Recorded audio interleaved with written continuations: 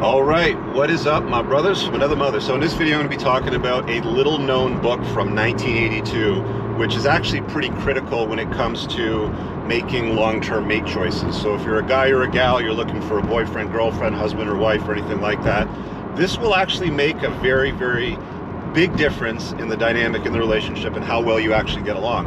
And it's a book called The Birth Order Book. The author's name is Dr. Kevin Leman, and it's L-E-M-A-N. L-E-M-A-N is the last name.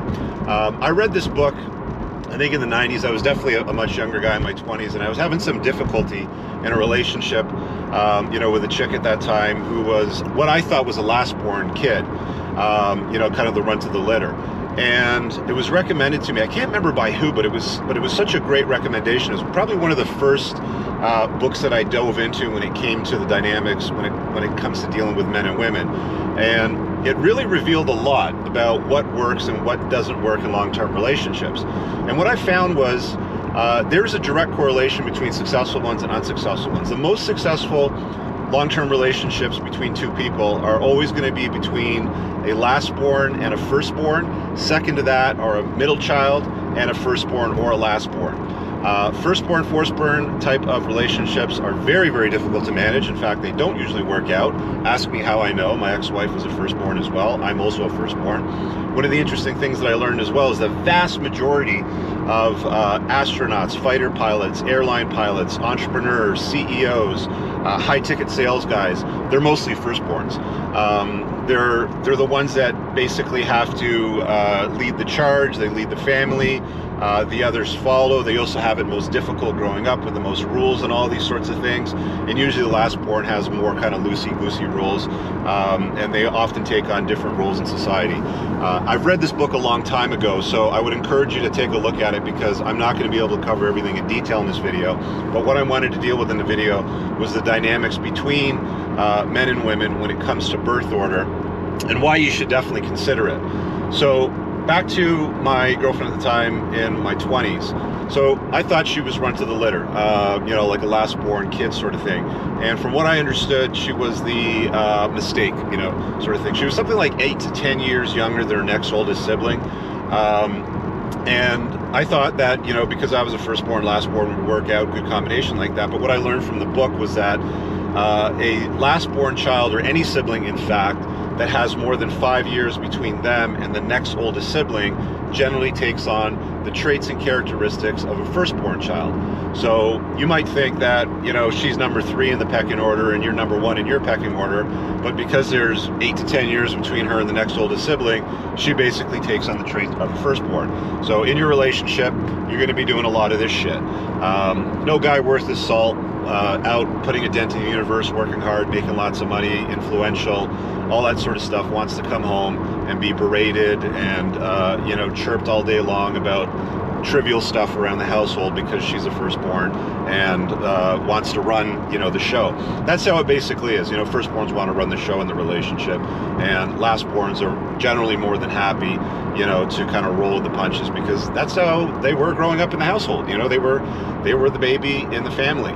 The interesting thing about middle children is they kind of get along with everybody just fine. They're like the peace brokers in the family. They just want everybody to agree. They're very different as far as career choices in firstborns and lastborns. You can read the book for all the details. And as far as an only child, because that's the other thing that came up, I was actually having this conversation with some of the guys from my community who were diving deep into this sort of thing.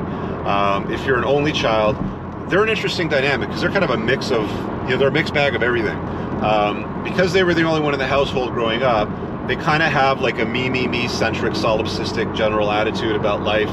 They were always praised about everything because they were the only child. They didn't have anybody in the household as far as sibling-wise competing with them. So they're kind of a unique case. I'm not going to dive into very specific details because I really think that you should read the book on it.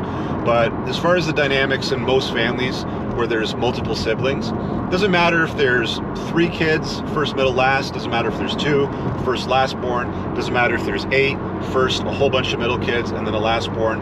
The dynamics are pretty consistent. So if you're out there looking for mother stock because you want to have kids, guys, for example, or a girlfriend or a boyfriend or something like that, I always tell guys, spin plates, let the cream rise to the top. At some point, she's going to say something like, hey, Rich, where do we stand? I dig your vibe. You know, I want to claim you. I don't want anybody else seeing you, blah, blah, blah. You can decide how you want to handle that when that comes up. But I think one of the things that you should evaluate when it comes to long-term mate selection is, okay, well, where does she fit in the pecking order? Because if I'm spinning plates and it turns out she's a firstborn or maybe a lastborn with more than 5 years between her and her next oldest sibling, I'm probably going to have a hard time with her in a long-term relationship. It's not going to be particularly, you know, fun or anything like that. She's probably going to browbeat me and try to run the relationship. You've seen the dynamic. Like, you know, I've talked about it in my book. It's been covered in many of my other videos. You want a woman that's a complement to your life, not the focus. Firstborn dudes out there, I encourage you, don't mess with firstborn women or women that have firstborn characteristics and traits. They might be fun to date, they might be fun, you know, to enter into different types of intimate relationships, but if you marry one, you can pretty much be assured anyway, that things are going to be difficult. Because, again, she was the leader in her family. She competed against her siblings. She had, you know, the most rules and regulations imposed on her by her parents in the upbringing. The last kid has very few. You know, it's easy for them to do whatever they want. I remember when I was a kid, I'd get a phone call on my dad's corded phone in his Honda Accord at like 10:01. Why aren't you home? I said, be home at 10 o'clock and you're late, sort of thing. Whereas my youngest brother, when he was able to take, you know, my dad's family car, he could take the car for a weekend and there was no questions and the gas was paid for, sort of thing. So there's very, very different dynamics. It's a really, really interesting book. I just wanted to kind of summarize some of the key points in this book because I think the dynamics are super important, and it's a very old book that isn't really talked about today, but you can still get it. It's still available either on Amazon or as an Audible, I do believe, if I'm not mistaken. So go out and grab yourself a copy and have some fun with the birth order book, and use it when making long-term mate selection choices. It really does have a big impact. Myself personally, I've always noticed that I've done better on longer-term relationships with a lastborn that's very close in birth order to her older siblings. More important than that, I'm just going to add this one last thing before I go. Because I grew up in a household with 2 younger brothers, I didn't have any sisters, it's far better for me to date a woman that's a lastborn that had all older brothers. That scenario was ideal for me. That's what I found, you know, to be best, at least at the end of the day. So I'll leave it at that. Leave a thumbs up on this video and a comment below. Pinned in the top comment is a bunch of useful links. Go take a look at them, and yeah, we'll see you guys in the next video. Have an amazing day. Peace out.